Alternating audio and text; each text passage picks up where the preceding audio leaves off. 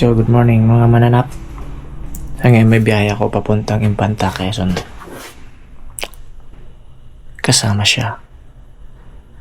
Hindi naman pwedeng hindi. Baka di tayo payagan. Prepare.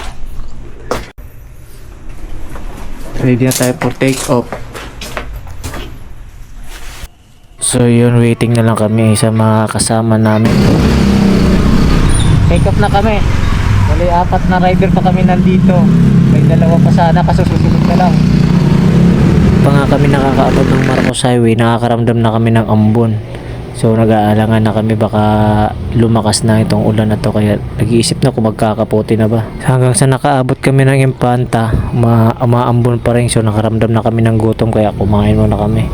Yan, nag-stop over muna kami rito para kumain muna ng goto kasi sobrang lamig talaga, kaya after namin kumain, nag-take off na rin kami, hindi kami nagtagal kasi lumalakas na yung ulan. So, pagdating namin ng KM90, nag-stop over din kami para lang magpa-picture.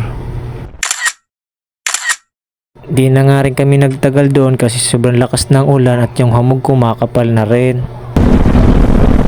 Yan, sa wakas, nakarating na rin kami sa aming destinasyon. Di kami tinigilan ng ulan pero kami nagtuloy-tuloy pa rin para lang maaga na makapagpahinga.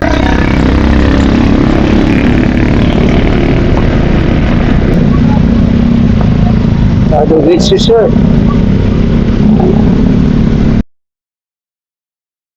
Yan na nga, pagdatingan namin sa resort, kami ang pinakaunang customer.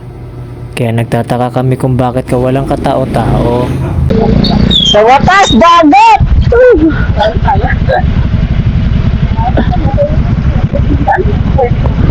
Saan information ano? Ayun ang information list. Ayun ang information list ko. Ako lang tao. Picture na tayo doon. Babae na ako eh. May lumapit agad sa aming caretaker. Tinanong kami bakit kami naandito.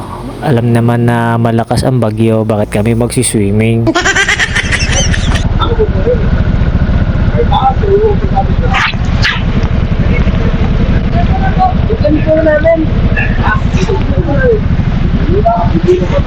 Kasi talaga yung mga resort.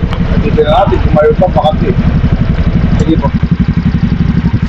Ano ba kang, tingnan mo ano, kaya mo ito, At sa wakas, pinagbigyan kami ng panahon, kaya kami nagluto na ng almusal. At pwede rin para dito maglaro guys kasi may volleyball din pala sila, pati may basketball court.